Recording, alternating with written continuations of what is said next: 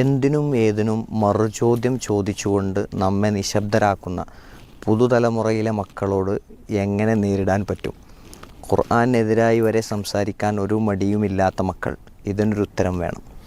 എന്താ പറയുക, ഇതൊക്കെ നമ്മൾ പറയുമ്പോൾ എന്താ വെച്ചാൽ ഇവരിപ്പോൾ ഭയങ്കര ലിബറലുകളും യുക്തിവാദികളും ഒക്കെ ആയിട്ടുണ്ടെന്നാണ്. അങ്ങനെയൊന്നുമല്ല സംഭവിക്കുന്നത്. ഇതെന്താ വെച്ചാൽ ഈ കുട്ടികൾ ഇപ്പോഴത്തെ ട്രെൻഡ് അനുസരിച്ചിട്ട് അവർക്ക് ചില താല്പര്യങ്ങളുണ്ടാവും. ഇപ്പോൾ ഒരു കുട്ടി മുടിയൊക്കെ ഒരു മോശം രൂപത്തിലൊക്കെ വളർത്തി വന്നതുകൊണ്ട് മുടി വെട്ടണം എന്ന് പറയുമ്പോൾ, എടാ അങ്ങനെയാടാ നബി പറഞ്ഞതെന്ന് പറയുമ്പോൾ, നബി പറഞ്ഞൊന്നും എന്നോട് പറയാൻ നിൽക്കേണ്ട, ഞാൻ ഇഷ്ടം പോലെ ചെയ്യുമെന്ന് പറയണത് അതെന്താണ്? നമ്മൾ അവരുടെ ഇഷ്ടങ്ങൾക്ക് തടസ്സം നിൽക്കുന്ന സമയത്ത് അവരെന്ത് ചെയ്യും? അതിനോട് പ്രതികരിക്കുന്ന രൂപമാണ് നമ്മൾ ഈ കാണുന്നത്.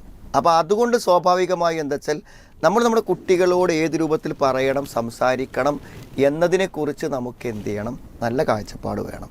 അതല്ല എന്നുണ്ടെങ്കിൽ എന്താണറിയോ, നമ്മൾ അവരെ ബോധ്യപ്പെടുത്താതെ ചില നിയന്ത്രണങ്ങൾ വെക്കുമ്പോൾ അവർ മതത്തെ തന്നെ വലിച്ചെറിഞ്ഞിട്ട് പോകുന്ന അവസ്ഥ ഉണ്ടാകും.